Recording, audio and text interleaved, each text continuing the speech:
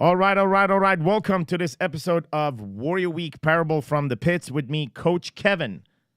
Yes, that's me. How's it going, Coach Kevin? It's going absolutely good. All right, gentlemen, welcome to this episode of Warrior Week Parables from the Pit. We're going to talk about something special this episode.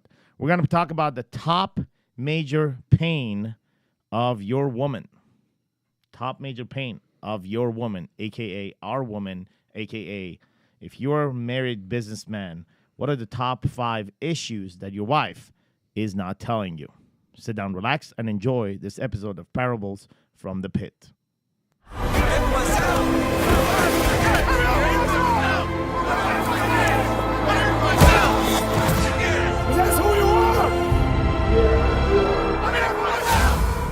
Okay, so I picked this topic because we got Coach Kevin, who coached with us inside of Warrior Week, experienced over 250 guys in the past 2 years, and in the past 6 months have been coaching over 300 women on the other side when we launched this program called Warrior Woman. That is coming to an end in right about 2-3 weeks from here, and I felt that it was important to hear the voice on the other side, right? What is being communicated on the other side, on the other world, since you decided to actually have the courage to actually go there and stay there. And now that you've been experiencing this conversation of, actually you've been the bridge between, men and women, and inside of this belief system, the Warrior's way, and living the Warrior's way, and a woman trying to live the Warrior's way, men trying to live the Warrior's way. And as the guy on the bridge, you come to us with a knowledge that is appreciated, that I wanted to grab a portion of it at least and share with the audience and share with our audience inside of the podcast. So, dude, what are your thoughts about this whole concept of being a bridge? Yeah, so it's an interesting thing. It's the perfect word because I'm in both worlds, but then I'm neither. The bridge is in both worlds, but the bridge is not either world. It is the middle, right? It is the place above the water, if you want, or the place above the thing you're bridging. So I have loved being the bridge. I've learned a tremendous amount, but I am excited to get back into a world where I am not just a thing in the middle, but actually in the men's world or in the women's world. So being the bridge is awesome, but being the bridge means that you're both places and you belong to neither. Mm-hmm. So, being the bridge in the past whatever amount of time that you've been inside of the game, what have you observed from the bridge? So one of the things that's happened for me is I've heard all the same stories. So for 2 years, I coached inside of the men's side, and I hear all these stories over and over, and they become patterns. And then hearing all the same stories from the other side and seeing it's almost like if you've only ever seen the world in 2D. Mm-hmm. So you've only ever seen it as a flat piece of paper, then hearing the women's stories, suddenly that 2D paper becomes 3D. Mm-hmm. And you're like, holy shit, there's more depth, there's more to this than I was giving it credit for. So it's not, I don't think a lot of it is massively different than what I already believed, but I see it at a depth and a level that I never did before. Let me tell you, for example, the number one thing your wife is worried about when she's talking to you is that something she says will spin you into a spiral and she'll have to pick up the pieces. Most of the time when women lie to us, they're literally trying to protect us from our own breakdowns. The number of times I've heard women say, I'm afraid to be honest with my husband because if I tell him the real truth, he's going to break the pieces and it's going to be me who has to put it back together. Okay, so obviously I'm distracted by You've fallen apart. Microphone, but give us an example. Yeah, so an example is maybe the woman is not satisfied in the bed. Like maybe you're not getting it done. Like she's not liking what's going down. Maybe she's not orgasming or you're not doing things that she really wants you to do. She won't tell you because she literally cares more about preserving your feelings about yourself. She's afraid to inspire you to have this depression. She doesn't want to hurt your ego because then you're going to spiral and end up being some kind of little puddled mess, and it's going to create a bigger problem in the relationship. So she will actually hide from you the fact that she's not sexually satisfied in order to protect your feelings because she feels like that's her job. Her job is to protect you, and the easiest way to protect you is just pretend like everything's great, even though it's not. And here's the crazy thing: as a man, if we knew that everything wasn't great, we would fucking do things to fix it. But inside of this, we don't know because they're pretending, and so we're like, "Hey, we're doing great," but actually, we're doing great on a pretend scale. Just a heads up, this microphone may fall at any given time, and I should probably not touch it. So, but let's talk about this, right? Let's talk about what you just said, and let's just link it to this microphone right here. This microphone, at any given point, can fall off because I messed around with it once, and then I put it kind of back together, but now I'm very uncertain about its falling. Like, I'm not certain that this thing will not fall again because I've seen it fall, and because I was part of falling the microphone. I played with it. I made it fall. Let's bring that to a context of what you just said, right? And talk about sex. Well, you got the wife that might have brought it up at one point. At some point, she was honest with you. Yes. She played with the microphone. Yes. She was, hey, that's not working. And then you went to little bitch. Like you went, oh God, I'm terrible at sex. Oh my, you didn't hear just what she said. You heard what she said, and that got amplified by all your insecurities about yourself and sex. And you fell back to this little bitch mode. You shrunk down, and it was her job. She felt, it really wasn't, but she felt then she had to love you through that and help you feel bigger again and help and restore you. So the next time that she had a similar issue, she isn't anymore thinking about her truth of whether I should tell or not. She's thinking, well, is it worth picking up the pieces of what's going to happen? Because now I know he's going to have this massive breakdown. Maybe we're going to have a huge fight, or maybe he's just going to get his feelings hurt. Is it worth that? You know what? I love him. I'll just give him this one. So, okay. Just like the microphone, you don't want to know if you touch it, because if you touch it, it might fall. And while it's there hanging precariously, well, we'll just leave it. Correct. So we talked about the top five pain, or top five issues that your wife is not telling you. This is being the first. Let's take some time and emphasize on this, right? This idea of sex and the stories that a man will contribute to his behaviors and patterns when it comes to sex, what he does and what he most of the time does not do, right? Let's talk about that. What are the contributing factors that can actually build stories in the guy's mind when it comes to sex, when it comes to performance, when it comes to anything that has to do with him sexually satisfying his woman? Because I can tell you it's one thing, right? A lack of feedback will only increase the insecurity of the guy. I mean, if you're sleeping with your wife and your wife never praise you on your sexual performance, on your sexuality, and you never get praised, okay, you're not getting criticized, I get it, but you're not getting praised. If you're not getting praised, I can tell you that silence is as bad as criticizing. So for me, personal experience, I love giving massages. Like, it's just something that I love to do. My wife doesn't get very many massages from me. Here's why. She stays fucking silent the whole time. And it's like, I don't need her to like fake an orgasm, moan. But like, I like to know like that you're liking this, like get some feedback, and then I can keep going. And like, she doesn't even say like, not that she doesn't say thanks, but it's like, she loves it, but she's silent about how much she loves it. So then it's tough for me to understand how much she really likes it, right? Like, so it doesn't happen as much, right? Yes, for sure. Here's the thing with sex, though, is when I have a conversation with guys about sex, it instantly goes to something physical. Yes. Like yes. Whether it's dick size or how long you can last or the way, like the particular mechanism or position, like all this physical shit. When I have a conversation with women about sex, it instantly goes to emotional and connection. And the more I trust them, the better the physical becomes second, third, or fourth. I get that, right? I get that there is a problem when it comes to guys because they associate sex with physical, like sex performance with physical, right? Whether it's dick size, whether it's how long they last, or what position that they need to hit it, or whatever the fuck it is, right? It's a physical angle that they're looking at. On the other side, the women are more looking at this at an emotional, which we're gonna get into. Yeah. But I'm before we get into, I'm on a fundamental fucking problem right now, which is the following. If you're having sex with a woman and the woman is not providing you any fucking feedback, this is not helping the guy. No. Is not helping the guy. The silence equals fucking stories. Now, here's what a guy can make up with. Stories that, hey, man, that was incredible. We both like it. I got some kind of feedback. If I didn't get any feedback, fuck, I make out my own feedback and we'll move forward and we live a happy life. You got some guys that live like that. You got other guys that go in their head and they build a fucking story. And their story is like, maybe, you know, maybe I shouldn't have, you know, sex. Maybe I'm doing something wrong. Right. Regardless of what level are you framing to deal with this, guarantee it's affecting the number of frequent sexual relations you're going to have.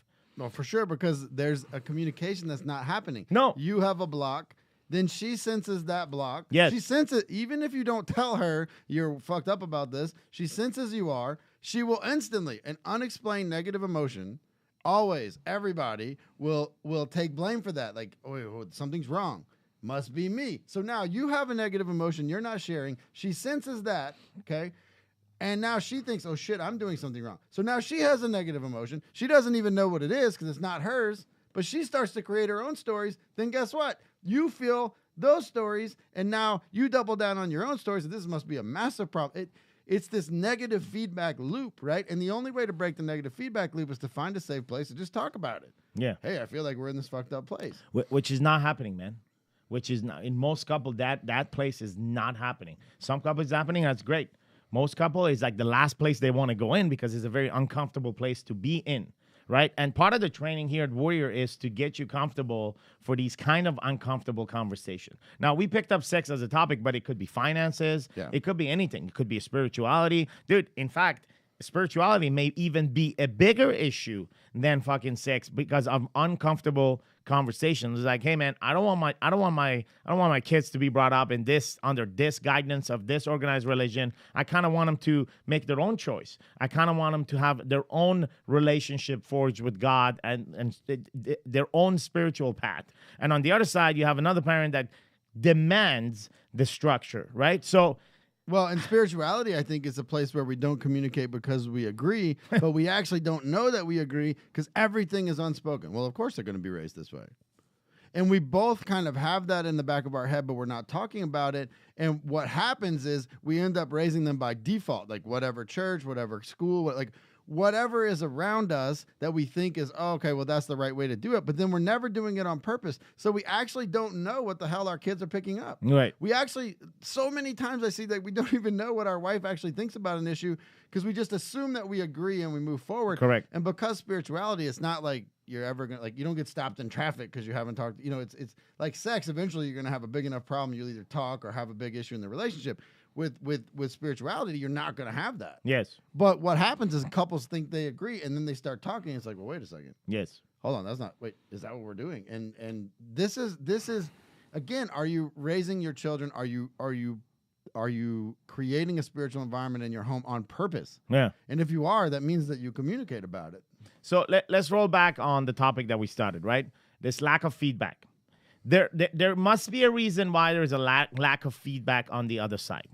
And the reality is majority of women are, from what we know and what we hear inside of this program and our experiences, which is the only data that we have because it's the only fucking data that's real. Any other data, I don't know. It's somebody else telling me. This data is something that I've seen, I've heard, I've experienced myself through the experiences that we had in the past 5 years with thousands of men coming inside of the game. And now you on the other side with the woman is that the majority of wives have, they don't have the feedback loop working constantly. There are some wives that are very active on the feedback loop, whether it's positive or negative, it doesn't matter. They are active on the feedback loop when it comes to sex. The majority of these relationships, there is an unspoken feedback that takes place, and in that place, the man is left with assumption. And assumptions and the destructions of stories that happens inside of his mind that actually puts him in a place where it's totally fucking imaginary. And it's a place that the wife doesn't want him to be, but so he ends up in that place. He operates in that place. The wife doesn't want him in that place. The wife does not tell him that he doesn't want him in that place. And then 10 years later, you have this massive amount of gap that separates their mindset, their hearts, and they just end up living with each other. Well, and accepting the fucking, like, the standard that they've created. I think a lot of guys are hearing this and they're like, well, no, my wife bitches at me all the time. She's not talking. But that's not the point. what you're getting bitched at is not actually the thing that they want to talk about. That's the thing that they're losing their shit about, because there's something underneath that's just been building and building for a year, 2 years, like whatever it is. It might be months, it might be weeks, but they'll end up sparking about the fucking garbage can. But really, it's like, let's be fucking honest. That's something 98% of the time, that something has to do with fucking sex. 98% of the time it has to do with communication, and sex is the ultimate form of communication. So like, remove the sex. Saying the remove same thing. Like, no, but you're remove saying sex it from problem. the guy's No, point of remove view. sex problem. Right? Right. Remove sex problem.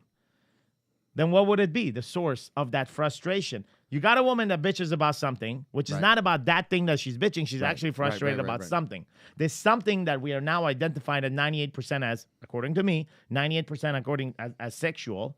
Like, let's assume that is not sexual. What else could that be?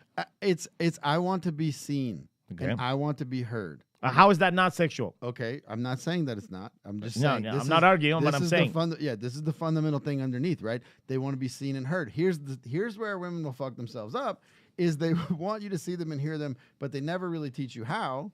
So you just got to guess. And if you don't guess the right thing, well, you must not love me. And what I'm showing on the other side is like, hey, just tell them. And what I have found works in my marriage and has worked in all of this is to go to my wife and say, hey, you are constantly upset about the trash. But that's exactly the fucking point I'm trying to make. Yeah, the point I'm trying to make, bro, is the following. Is everything comes back. In fact, I'm going to take a heavy stand on this. I'm going to go 100%. It's 100% about sex. Because everything that you talked about comes back to sex. Now, let me give you an example so that this may solidify this scientifically, and you may agree with this. Here's a fact, right? I communicate with my wife. I start sharing some shit. I start like becoming very close. I do everything that is on top of the list, right? That a husband is supposed to do. Think about her, just buy flowers, arrange for the vacations, time off, whatever. Stock available, everything that a husband does, right? Right. All this, at the end of it, is going to be linked to having a sexual relation, where the spark and the fruits of all this stuff happens in that interaction of the woman and a man becoming one in that, like, just that beautiful experience, right? When when everything goes well with your wife and you're making love to your wife, then that is the beauty of the source of everything else. Okay, stay with me, right? Now, you and I, or me and some other dude, and you and I talk, we share some shit, we cry for hours, we may do some like some hard work with each other. At the end of the day, there is zero fucking chances that you and I will cuddle each other in a fucking bed. Zero chances. Yes, and absolutely. It has not beyond zero. But it has nothing to do with homosexuality either. No, but it has to do with this intention. Like intent. Yep. Dude, you cannot fucking deny that every time that you are getting closer and closer to your wife, there is this intention, a sexuality intention that gets built up. That is not true in the case of you and I. You and I can spend 6 days and we can go to the deepest trench of fucking emotional and physical. Like we can do some serious shit. But not once we will build towards the intention of having sex. So my point, scientifically proven, is sex is the source of all of it, man. So, or either sex is the source or sex is the result of it all. Yeah. If you think of like all of human communication like a pyramid, right? And just like talking and barely knowing someone and then doing shit and then intimate, like touching or whatever. Like sex is the top of the pyramid. Now you can skip to the top. Like I can have sex with someone I don't know. Or you could like pay a prostitute and like, okay, you don't know each other, but you won't get the same experience. There'll be a physical experience, but that's not really the full thing with sex. Like sex has a lot of layers. It's not just dick and vagina. Cool, dick and vagina, you can get that. That's fine. But you won't get that full pinnacle sexual experience, that orgasmic experience, without all that communication underneath. Here's the, my feelings about this. My I won't say it's scientific, but think about men. Think about sex. What do? We penetrate. Yes. We go out. That's very different than a woman. What does a woman do? She accepts in. She accepts in. This is taking something in. In order to take you in, there's got to be massive trust. Correct. It's different. It's just It's just different when you're going in versus taking in. Yeah, it's true. If you go out, if you decide to go out, whether you're a man or woman, you decide to go out. Okay, you go out. Yeah. Here's what you're gonna evaluate. Where am I going at? Okay, I'm going to this place and this place. Okay, so I'm going to these places. At best, you're gonna prepare for yourself for that, the kind of places you're going, the destination. And you might have to leave. No, correct. Like your hand in a jar. Like, okay, I'm gonna feel it, and if it starts to be weird, I'm I'm gonna gonna leave. Yeah, I'm out. Now think about you're at home, and someone comes to your house. You might have known this person. You might have not known this person. It doesn't matter. If you know the person or if you don't know this person for a long time, whatever. The person is coming into your house. Natural tendency, minimum is to clean up, to make sure that the house looks, decent, that it's not on fucking fire or it's dangerous environment, right? Dangerous environment to begin with. There is a natural tendency to do some things, a sequence of things in order to receive, or you won't be ready to receive. Yeah, and what happens then is like when we violate the trust. I like this metaphor of like going into someone else's house. Yeah. Imagine you go to someone else's house and you shit on the fucking rug. Yeah. Now they're gonna be like, "Oh shit, what are you doing?" Like they're gonna really think about whether or not they invite you back in the house. And a lot of times, some of the shit we do with our wives, it seems totally unrelated. Yeah. Like financially, we lie to them and then they find out, or whatever it is. It seems unrelated, but it has to do with are you safe to invite to the house? Yes. And, yes.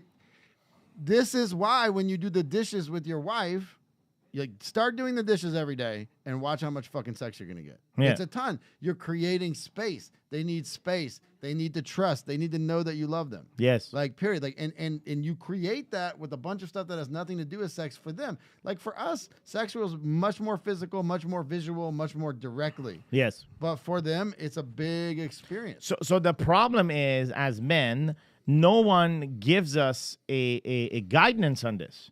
Certainly not the fucking church and religious organization. Certainly not the fucking schools. I mean, even if the school talks about it, they're talking about the biology of sex. They're not talking about the psychology of sex. Right. So, like, you're left to figure this out by yourself or friends or now the porn industry, which is totally ridiculous. Projects, I mean, these are actors. These are reality on TV. When is that new? If you think that what you're watching in porn, they enjoy it the same way as the noises you hear, that's fucking crazy. Then you believe also that people can cast spells like in Harry Potter, because that's movies too. And it's not much different. Like, I'm not saying that everything in porn is not good, but I'm saying that the way it is portrayed and the way that it is received in that is fucking Hollywood. Yes. Period. But here you are, a young man, getting exposed to your only available, dude, 5 seconds away from your phone, you have access to an educational source that is mind-blowing in terms of lies. Like, you are being lied to the source of the one thing that will conduct the rest of your relationship with the woman that you're going to marry in years to come. And here's the crazy deduction that comes is you go into the relationship, you do some of the stuff you've learned, it doesn't work, and where do you go? Well, shit, something must be wrong with her. Or something must be wrong with me because obviously, definitely people like this. So the point of this is the following. If you got sons and daughters, it's your fucking responsibility to begin talking about not only about the biology of sex, but also about the psychology of sex. It is absolutely crucial that you start painting the picture of the pyramid at the very young ages and make them aware that what exists outside of this conversation is only a fantasy world. And it's not to be denied.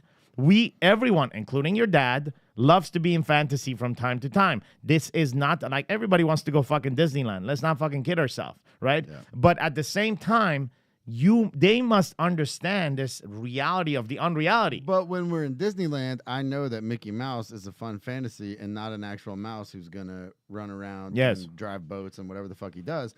But what's weird is, like, because porn is a fantasy acted out by real people, it's very difficult, even with the adult mind, to remember that this is fantasy. Yes. This is Mickey Mouse. Yes. Like, this is not actual people. These are paid actors, paid to produce a result inside of you. Like, I used to be in the food industry. Yes. And if you want to make something look buttery and rich, in a picture, you actually put fucking soap on it. Yeah. And it looks just beautiful. But if you ate that, you would get sick. Yeah. Right. So but there's a difference, like what it looks like and then what it actually is are two different things. So to make the look of a rich food, you use soap. Obviously, you don't fucking eat soap, but people will be confused by that. And here is, I think, the bigger problem. Like the problem behind the problem. Guess who the best person to teach you how to do this is? The only person who can teach you how to satisfy and connect efficiently with your wife is your wife. Yes. Because out of 4 billion women on the earth, she's a very particular coded woman, just like we are too. Like, there's shit that you like that I don't like. I don't know what it is, because like you said, our conversations don't take us there.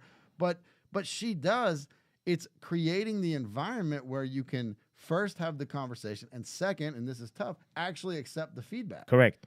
And so what the porn industry has done, the modern porn industry, it has diluted the feedback, as if like even us as receivers of feedback, we are expecting the wrong feedback.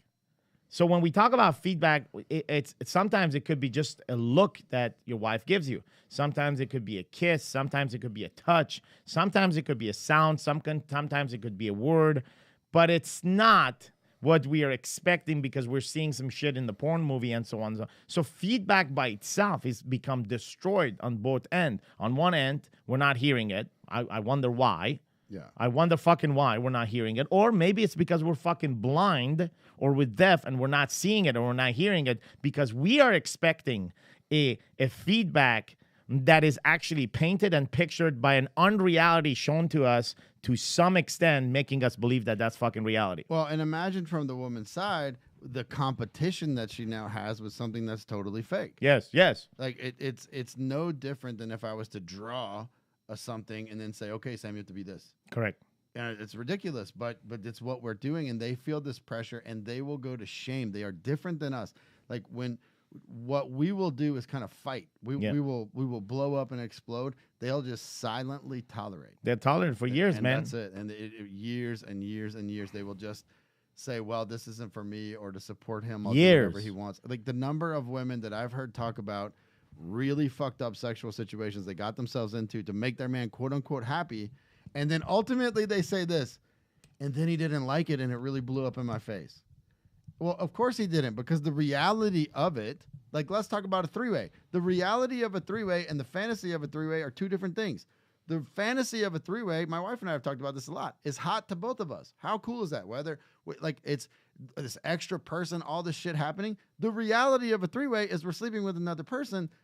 That just doesn't, like, we've talked about the fantasy of it, but we've never bridged to the reality, because the reality is, what the fuck, we have someone else in our bed. So the problem is the following, is that some people don't even give themselves permission to study the unreality of it, and they just don't give themselves permission to do that. They're like, fuck, having the idea of a threesome, no, I don't want to even fucking think about it.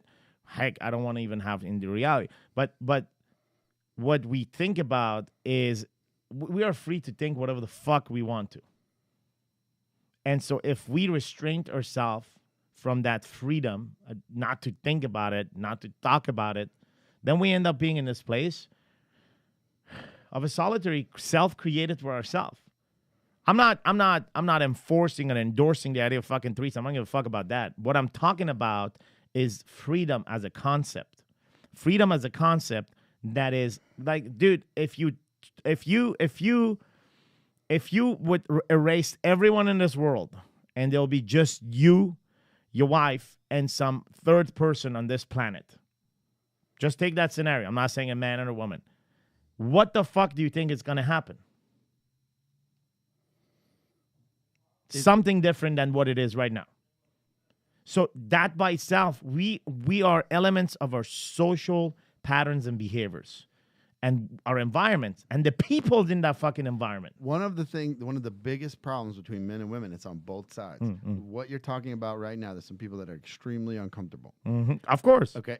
And they think, I'm not supposed to think that. The second you're thinking I'm not supposed to think that, you are fucking up your relationship, and you're fucking up. Like, I do think it. One of the most liberating things that's ever happened between me and my wife is I went on a trip. I'd been gone for in 11 weeks, I'd only been home 3 days in a row, like once. Yes. And towards the end of this, I'm in Houston. I'm in a hotel room. I'm having all these weird thoughts of like, going pick up a woman at a bar. Like, I don't really want to do this, but it's coming. Like, Yeah. I called her and said, look, I don't know how to explain this, but I'm having these weird thoughts about cheating on you, and I don't want to do it, and I don't know where to go with it. So maybe we can talk about it. She's like, well, hell, you haven't been here. She's like, what you want is love and intimacy. Yes. And you want it from me, but it's been so long since we've had it. Like, why don't we talk about it? And we just talked, and the next day I was home. We made great love, and like we ended up like doing some shit like on the phone. And here's the deal. The power of being able to tell her that I thought that and not have all the shame and guilt from her or me, understanding. Now, look, you got to have a trusting relationship. Yeah. You got to have a history of not actually doing stupid shit. Yeah, Okay? yeah. This doesn't come for free, this conversation. Yeah. It comes with a long history of telling the truth, but there's a power in it. Like the things that are bothering you about your wife and vice versa, the best person to talk to about it is them. Because if you don't, two things will happen. One, life will go on as is.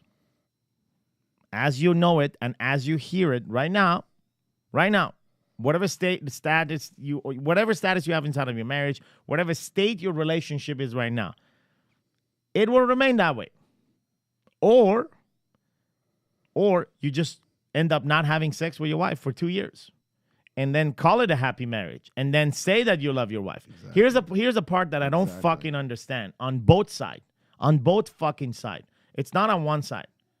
Like, if you are not having sexual connection and relations for 2 years, 3 years, and even periods shorter than that, then you're fucked. Then you're living a fucking lie, man. Then you don't have. It's a fucking lie. You don't have a relationship. You don't love yourself. Heck, you can't even love the woman you're with. Yeah. There is no connection. The stories that you've put between you and her, whatever. And dude, this is when a relationship goes 3 years or 2 years without sex, it's on both sides, bro. Oh yeah, this is not. Sure. This everybody is buys into dude. this. Everybody.